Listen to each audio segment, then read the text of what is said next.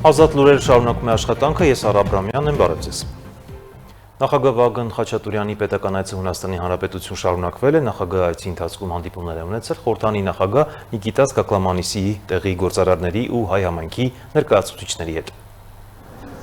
Հանրապետության նախագահ Վագն Խաչատուրյանի հանդիպումները Հունաստանում շարունակվել են, կայացել է նրա հանդիպումը Հունաստանի խորհրդանի նախագահ Նիկիտաս Կակլամանիսի հետ։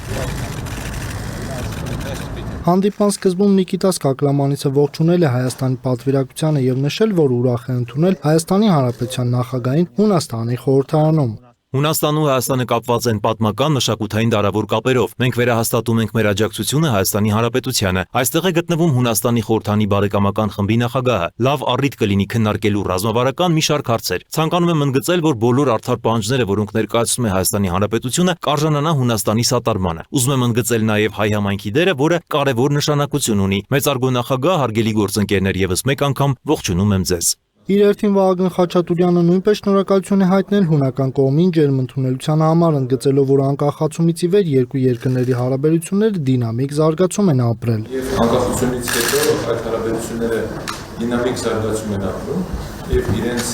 առանձնահատկությունն է ստացել հատկապես այս ժամանակաշրջանում, եւ Հայաստանը փորձում է տարածաշրջանում հաստատել խաղաղություն եւ ակտիվորեն մասնակցել ոչ միայն տարածաշրջանային խնդիրներին, այլ ընդհանրապես աշխարհում տեղի ունեցող իրադարձությունների, տարբեր միջոցառումների քաղաքական լուծումների։ Հանդիպման ընթացքում կողմերը հանգամանորեն քննարկել են խորհրդարանական դիվանագիտության զարգացման եւ խորացման հնարավորությունները։ Վագն Խաչատուրյանի հաջորդ հանդիպումը Հունաստանի առևտրաարդյունաբերական պալատում էր այդ երկրի գործարար շրջանակների ներկայացուցիչների հետ։ Նախագահի հետ հանդիպմանը ներկա են եղել նաեւ դիվանագետներ, պետական եւ տարբեր ոլորտների գործիչներ։ Այստեղ նույնպես Հայաստանի նախագահը հանդես է եկել ելույթով։ Ըստ նրա, նման հանդիպումների կազմակերպումն ու անցկացումը ինչպես անհրաժեշտ էր, այնպես էլ արդյունավետ։ Վերջին տարիների Հայաստանի Հանրապետության ղեկավարության ցկտումները եղել է Հայաստանի Հանրապետությունում խաղաղություն հաստատել եւ տարածաշրջանում հարատև խաղաղություն ապահովել։ Ես կարող եմ պարզապես փաստել, որ արդեն մենք հաջողություններ ունենք այդ գործընթացում։ 2025 թվականի օգոստոսի 8-ին Վաշինգտոնում Հայաստանի եւ Ադրբեջանի կողմից նախաստորագրվեց խաղաղության պայմանագիրը, բայց այս շրջանակների համար շատ կարևոր է նաեւ 3 այլ համաձայնագրերին անդրադառնալը։ Մեկը վերաբերում է էներգետիկայի բնագավառում Միացյալ Նահանգների հետ մեր համագործակցության համաձայնագրին, մյուսը վերաբերում է հաղորդակցություններին, որի անվանումը մենք TRIP ենք գրել, եւ երրորդը վերաբերում է կիսահաղորդիչներին։ Հայաստանի Հանրապետության նախագահի պետական այցը չի սահմանափակվել միայն պաշտոնյաների եւ գործարար շրջանակների հետ հանդիպմամբ։ Վերջինս նաեւ դասախոսություն է կարդացել Հունաստանի հեղինակավոր Դելֆիի տնտեսական ֆորումի ուղեղային կենտրոնում, ներկայացրել Հայաստանում վերջին տարիներին իրականացված եւ նախատեսվող բարեփոխումները։ Այցի ավարտին Խաչատուրյանը հանդիպել է նաեւ տեղի հայ համայնքի հետ եւ ներկայացրել Հայաստանի Հանրապետությունում ընթացող ներքաղաքական եւ հասարակական կյանքի վերջին զարգացումները։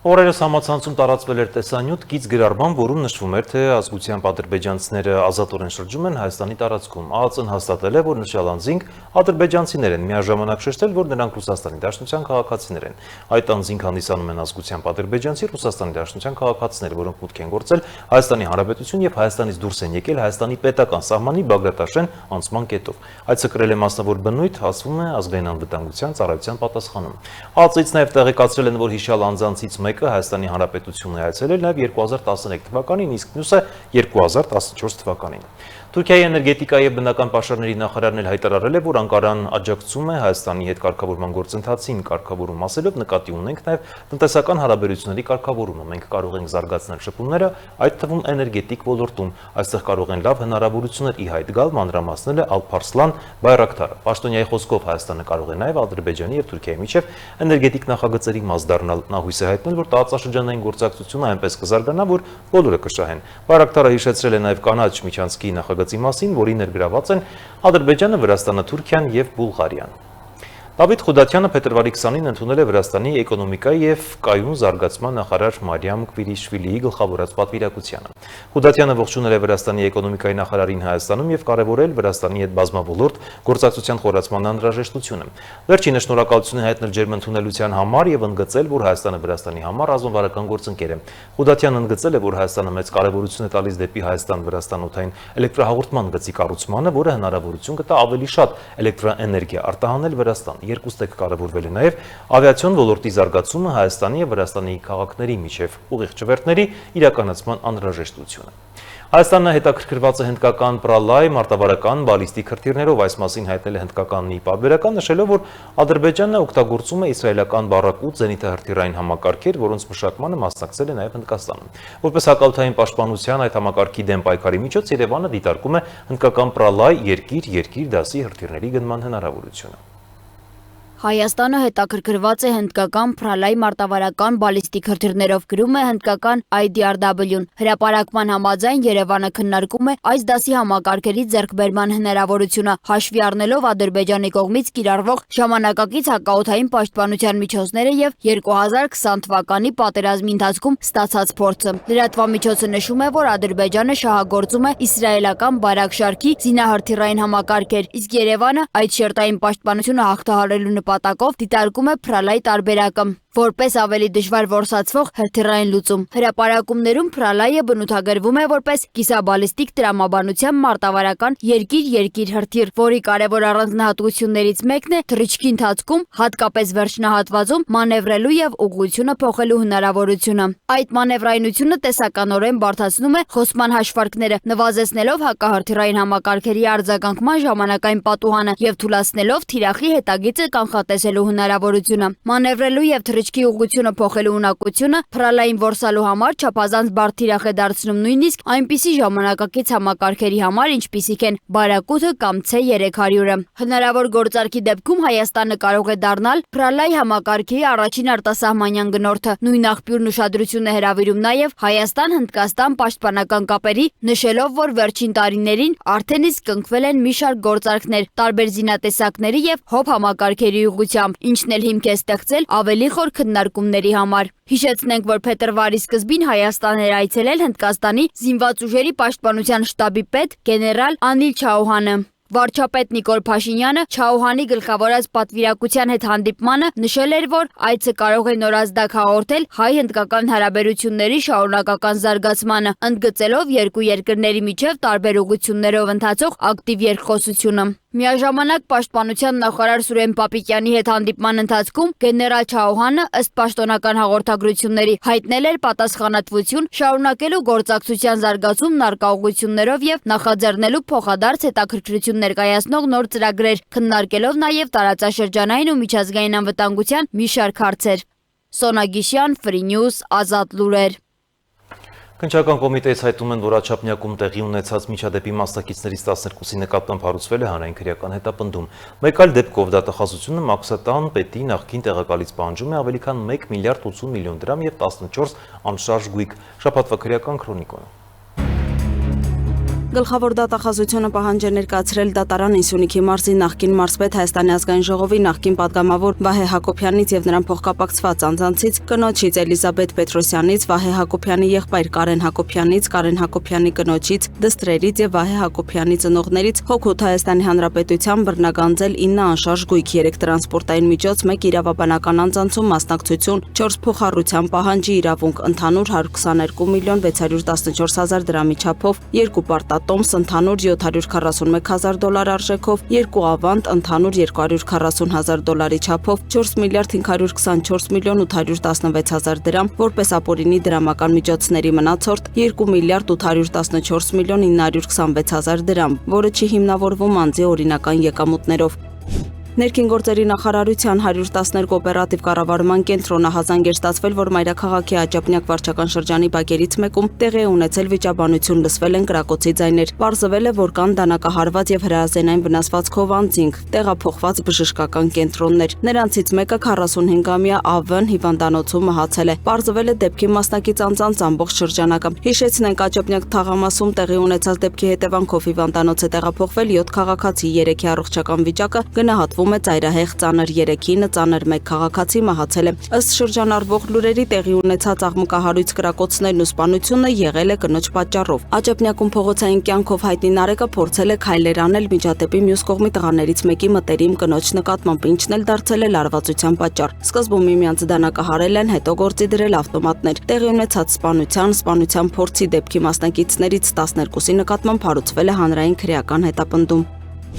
Հակակոռուպցիոն կոմիտեն բացահայտել է Ագարակ մաքսային անցակետում տեղի ունեցած հանցավոր սխեման։ Կալանավորվել են մաքսային սպասարկման եւ հսկողության բաժնի պետն ու միջազգային բեռնափոխադրումներ իրականացնող ընկերության ներկայացուցիչը։ Մաքսային տեսուչի նկատմամբ կիրառվել է 5 միլիոն դրամ գրավ եւ բացակայելու արգելք։ Սվարթնոց մաքսատան պետի նախկին տեղակալ Միհրան Դավթյանի ապօրինի ծագման գույքի եւ դրամակամիջոցների բռնականցման հայցը վարույթ է ընդունվել։ Վերջին ամսում համայնքային ոստիկանության բաժինների բացատրական աշխատանքի արդյունքներով Վարդենիսի բաժնում հանձնվել է ինքնաձիգ 3 նռնակ տարատեսակ փամփուշտներ եւ զինամթեր, կակոսափող հրազեն, նռնակ ու փամփուշտներ։ Տավուշի բաժնում հանձնել են որսորդական հրացան եւ ինքնաձիգի փամփուշտներ։ Աշոցքում ինքնաձիգ 40 փամփուշտ եւ 2 ծխագլանակ, Արթիկի բաժնում 1 հրացան, 3 ատրճանակ, 3 նռնակ, փամփուշտներ եւ զինամթերք։ Մարտունու բաժնում հանձնել են ակոսափող հրազեն տարատեսակ փամփուշտներ, երկրորդ եւ երրորդ դեպքերով մեկական որսորդական հրացան, նռնակ, փամփուշտներ։ Իսկ Կումայրիի բաժնում հրացան, ատրճանակ, նռնակ, տրոտիլ եւ փամփուշտներ։ Արաբկիրում 5 նռնակ եւ զինամթերք, Բաղրամյանի բաժնում մեկը հանձնել է ինքնաձիգ որսորդական հրացան, 5 նռնակ ու փամփուշտներ։ Արտաշատի բաժնում որսորդական հրացան, իսկ Կոտայքի բաժնում 3 ինքնաձիգի 384 փամփուշտ Մակարով տիպի, 2 ատրճանակ կարճացված փողով, 3 հրացան ու 3 նռնակ։ Սահմանադրական դատարանը քննության է ընդունել Մարդու իրավունքների պաշտպանի դիմումը, որով վիճարկվում է օրենսդրությամբ նախատեսված այն կարգավորումը, ըստ որի եթե կենսաթոշակի վճարումը դադարեցվել է, ապա չվճարված կենսաթոշակի գումարը ենթակա է վճարման միայն դիմելու կամ կենսաթոշակի վճարումը վերսկսելու համար հիմք հանդիսացող տեղեկությունը ստանալու ամսվան նախորդող 1 տարվա այն ժամանակահատվածի համար, որի ընթացքում անձը կենսաթոշակ ստանալու իրավունք է ունեցել։ Պաշտպանը խնդրահարույց է համարում այն, որ անձի կենսաթոշակ ստանալու իրավունքի առկայության պայմաններում վճարված կենսաթոշակի գումարի վճարումը սահմանափակվում է միայն 1 տարվա ժամանակահատվածով, ինչն ըստ Մարդու իրավունքների պաշտպանի հակասում է սահմանադրությամբ երաշխավորված սեփականության իրավունքին։ Վրաերթ Երևանի Կոմիտասի Փափազյան փողոցների խաչմերուկում կադրերում երևում է, որ տուժածը Պարեկ է, նրան շտապօգնության մեքենայով հոսպիտալացրել են, կյանքին վտանգ չի սպառնում։ Սևան ազգային պարկի եւ գործընկերներ կառույցների համատեղ աշխատանքի արդյունքում 2025 թվականի ընթացքում Սևանա լճի 1905 մետր բացարձակ նիշից ներքև ընկած տարածքներում իրականացվել են ապօրինի կառուցված թվով 61 ինքնակամ շենքշինությունների եւ հենապատների ապամոնտաժման աշխատանքներ։ Մարդու իրավունքների պաշտպան Անահիտ Մանասյանն աշխատանքային այց է ունեցել Շիրակի մարզ, տեղի իշխանությունների հետ քննարկել մարզում մարդու իրավունքների պաշտպանության առնչվող խնդիրներ, սոցիալ-տնտեսական հիմնահարցեր։ Մարդու իրավունքների պաշտպան Անահիտ Մանասյանն աշխատանքային այց է իրականացրել Շիրակի մարզ։ Այցի ընթացքում Մանասյանը հանդիպում է ունեցել Շիրակի մարզպետ Դավիթ Հարոշանյանի հետ։ Քննարկել են մարզում մարդու իրավունքների պաշտպանությանն առնչվող խնդիրներ, սոցիալ-տնտեսական հիմնահարցեր։ Նաև ընդգծվել է դրանց համակարգային լուծումների կարևորությունը։ Հանդիպման ընթացքում քննարկվել են մի շարք կարևոր հարցեր, որոնց թվում երկրաշարժից տուժած անձանց բնակարանային ապահովմանը, անօթևանության, թափառող կենդանիների խնդիրներին, խոսքի ազատության երաշխավորման, ատելության խոսքի տարածման կանխմանը։ Հունիսի 7-ին սպասվող խորհրդարանական ընտրություններից առաջ ընտրական իրավունքի իրացման ապահովմանը եւս ՄԻՊ-ը հատուկ ուշադրության արժանացրեց։ Վերջինս ընդգծեց, որ հատկապես եւ մասնավորապես քաղաքական դերակատարները ատելության խոսքի եւ այլ արատավոր բարքերի միջոցով պետք է բացառեն քաղաքացիներին իրենց կողմը գրավելու գործընթացը։ ՄԻՊ-ն այդ ամենը մանրադիտակի տակ է վերցնելու։ Մարդիկ պետք է հստակ իմանան, որ իրենց կամքի վրա որևէ ներազդեցություն ընտրելու իրավունքի դիտանկյունից պետք է պարզապես բացառված լինի։ Հետևաբար այս առումով շատ կարևոր է, որ թե բոլոր դերակատարները նկատի ունենան հանգամանքը եւ բացառեն նման վարքագիծը, ի նկատի ունեն որևէ կերպ ազդելու, ներազդելու ընտրողների կամքի վրա, եւ թե իրենք քաղաքացիները պետք է տեղեկացված լինեն այս հանգամանքին։ Պաշտպան Անահիտ Մանասյանը կարևորեց պետական եւ տեղական մարմինների միջև արդյունավետ գործակցությունը, նշելով, որ մարզերի բնակիչների իրավունքների պաշտպանությունն իր գործունեության կարևոր ուղղություններից է։ Շատ արդյունավետ քննարկում ենք պետական մարմինների գործընկերների հետ, նաև մարզպետի աշխատակազմի հետ են այս հարցերը քննարկման առարկա դառնում։ Ես էլ եմ նշում, որ անհատական դեպքերով խնդիրներին հնարավոր է լինում լուծումներ գտնել, բայց շատ կարևոր կլինի, որպեսզի մենք հնարավորություն ունենանք համակարգային լուծումներ այս հարցերին գտնենք։ Շիրակի մարզ կատարած աշխատանքային այցի ընթացքում Անահիտ Մանասյանն այցելել է Գյումրու թիվ 1 ավագ դպրոց։ Տնօրեն Նաիրա Թադևոսյանի եւ ՄԻՊ աշխատակազմի ուղեկցությամբ Անահիտ Մանասյանը շրջայց է կատարել դպրոցի տարածքում, տեղում ծանոթանալով ուսումնական հաստատության պայմաններին, այդ թվում անձնակազմի աշխատանքային պայմաններին եւ դպրոցական առօրյային։ Այնուհետև տեղի է ունեցել հանդիպում աշակերտների հետ, որի ժամանակ քննարկվել են մարդու իրավունքների միջազգային իրավունքի բնույթը, կառուցվածքը, կիրառման եւ պաշտպանության մեխանիզմները, նաեւ մարդու իրավունքների պաշտպանի հաստատության դերն ու գործունեության ուղղությունները։ Անդրադարձ է կատարվել նաև մարդու իրավունքների պաշտպանին կից երեխաների իրավունքների պաշտպանության հարցերով հասարակական խորհրդի գործունեությանը։ Ամերիկացի զինվորականները Ալյասկայի ափերի մոտ իրականացրել են ռուսական ռազմական ինքնաթիռների որսման գործողություն, ռուսական 5 օդանավ, 2 Tu-95 հեռահար ռազմավարական ռմբակոծիչ, 2 Su-35 կործանիչ և A-50 հեռահար ռադիոլոկացիոն հայտնաբերման մեկ ինքնաթիռ հայտնվել են ԱՄՆ հակաօդային պաշտպանության նույնականացման գոտում։ Այս մասին հայտնել է Հյուսիսային Ամերիկայի օդատիեզերական պաշտպանության հրամանատարությունը, նշելով, որ ռուսական ինքնաթիռները չեն մտել ոչ Միացյալ Նահանգների, ոչ էլ Կանադայի օդային տարածք։ Հրամանատարությունն ընդգծել է, որ նման միջադեպերը տեղի են ունենում պարբերաբար և չեն համարվում սպառնալիք։ Ռազմական փորձագետների կարծիքով նման թռիչքները պետությունները հաճախ օգտագործում են հոբ համակարգերի պատրաստվածությունը և հավանական հակառակորդի արձագանքման արագությունը ստուգելու համար։ Միջազգային նորությունները տեսաշարով։ Ուկրաինայի նախագահ Վոլոդիմիր Զելենսկին հայտարարել է, որ Ուկրաինայում պատերազմի դադարեցման բանակցություններում Ամերիկայի Միացյալ Նահանգները եւ Ռուսաստանը Կիևից պահանջում են հրաժարվել ամբողջ Դոնբասից։ Զելենսկու խոսքով տարածքային հարցը շարունակում է մնալ հրադադարի շուրջ բանակցությունների գլխավոր խոչընդոտը։ Ռուսաստանը հավակնում է ամբողջ Դոնբասին, թեև վերահսկում է դրա միայն մի մասը, իսկ Ուկրաինան պնդում է, որ կողմերի միջև խաղաղությունը պետք է հաստատվի ներկայիս շփման գծի սառեցման տարբերակով։ Ներկայում ուկրաինական ուժերը պահպանում են Դոնեցկի մարզի մոտ 1/5-ը, մինչդեռ Լոգանսկի մարզը գրեթե ամբողջությամբ գտնվում է ռուսական վերահսկողության տակ։ Զելենսկին նաև նշել է, որ Կիևն արդեն մեծ փոխզիջում է անում, պատրաստակամություն հայտնելով քննարկել մնում ենք այնտեղ, որտեղ կանգնած ենք սկզբունքը։ Նա նաև Ռուսաստանի զիջել ամբողջ Դոնբասը պահանջը որակել է որպես վերջնագիր։ Նախագահը հավելել է, որ հնարավոր համաձայնության դեպքում եվրոպական զորքերը պետք է տեղակայվեն սառեցված շփման գծի մոտ, իսկ տարածքային լուծման տարբերակը կարող է դրվել հարակվեի, եթե դրան աջակցի ուկրաինացիների մեծ մասը։ Հունգարիայի արտաքին գործերի նախարար Պետեր Սիարտոն հայտարարել է, որ ՆԱՏՕ-ն պաշտպանում է Եվրոպան, ոչ թե Ուկրաինան, վերահաստատելով Բուդապեշտի դիրքորոշումը Կիևի Եվրամիությանն անդամակցելու հարցում։ Նրա խոսքով Հունգարիան կշարունակի խոչընդոտել Ուկրաինայի անդամակցությանը ԵՄ-ին, պնդելով, որ հակառակ դեպքում Եվրամիությունը կմտնի պատերազմի մեջ։ Սիարտոն ընդգծել է, որ Ուկրաինայի պատերազմը Հունգարիայի պատերազմը չէ եւ որ Ռուսաստանը չի հարձակվել ԵՄ որևէ անդամ երկրի վրա։ Բացի այդ, Հունգարիան չի աջակցի ԵՄ կողմից Ուկրաինային 90 միլիարդ եվրոյի վարկի տրամադրումը, քանի դեռ չի վերականգնվել ռուսական նավթի տարանցումը բարեկամություն խողովակաշարով։ Սիարտոն նաև հիշեցրել է, որ Հունգարիան դադարեցրել է դիզելային վառելիքի մատակարարումները, Ուկրաինային դա անվանելով պատասխան քայլ Կիևի քաղաքական շանտաժին։ Արևմուտքի կողմից ահաբեկչական ճանաչված Համասը հայտարարել է, որ Գազայի հարցով ցանկացած քաղաքական գործընթաց պետք է սկսվի իսրայելական ագրեսիայի լիակատար դադարեցմամբ։ Հայտարարությունը հնչել է Վաշինգտոնում նախագահ Դոնալդ Թրամփի նախաձեռնած Խաղաղության խորհրդի նիստին զուգահեռ։ Համասի տարածած հայտարարության մեջ նշվում է, որ քննարկումները պետք է նախ սկսվեն հարձակման ամբողջական դադարեցմամբ, Գազայի արգելափակման վերացմամբ եւ պաղեստինյան ժողովրդի լեգիտիմ ազգային իրավունքների ազատության եւ ինքնորոշման երաշխավորմամբ։ Իսրայելի վարչապետ Բենյամին Նեթանյահուն պնդում է, որ վերակառուցումից առաջ Համասը պետք է զինաթափվի։ Կողմերը շարունակաբար մեղադրում են միմյանց հրադադարի պայմանները խախտելու մեջ, իսկ Ամերիկայի Միացյալ Նահանգներում տեղի ունեցած Խաղաղության խորհրդի նիստի ընթացքում Համասի զինաթափման կամ Իսրայելի բանակի Գազայից դուրսբերման հարցով ժամկետներ չեն սահմանվել։ Իրանը պատրաստվում է 2-3 օրվա ընթացքում ներկայացնել Ամերիկայի Միացյալ Նահանգների հետ հնարավոր միջուկային համաձայնագրի նախագիծը։ Այս մասին հայտարարել է Իրանի արտաքին գործերի նախարար Աբբաս Արաղչին, նշելով, որ մշտական կապի մեջ է ատոմային էներգիայի միջազգային գործակալության տնօրեն Ռաֆայել Գրոսիի հետ։ Նրա խոսքով ընթացիկ քննարկումները վերաբերում են այն հարցերին, թե ինչպես ապահովել, որ Իրանի միջուկային ծրագիրը ներառյալ ուրանի հարստացումը բացառապես խաղաղ բնույթ կրի։ Արաղչին իր հարցազրույցում նշել է, որ Իրանը ամերիկացիներին թշնամի չի համարում, սակայն Ամերիկայի Միացյալ Նահանգների քաղաքականությունը Իրանի նկատմամբ գնահատվում է որպես թշնամաբար։ Միաժամանակ Ամերիկայի Միացյալ Նահանգների նախագահ Դոնալդ Թրամփն էլ հայտարարել է, որ եթե միջուկային գործարքը չկնքվի, Վաշինգտոնը կարող է սահմանափակ հարված հասցնել Իրանին։ Ավելի վաղ նա զգուշացրել էր, որ համաձայնության բացակայության դեպքում շատ վատ բաներ կարող են տեղի ունենալ։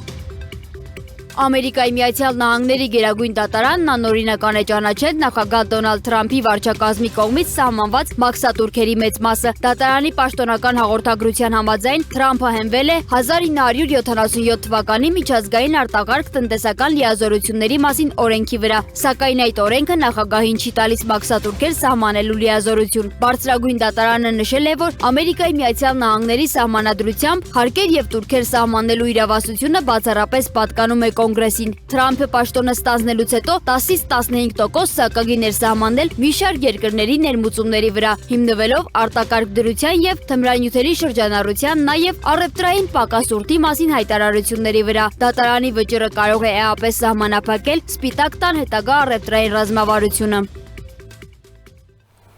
Այսքանը ցտեսություն։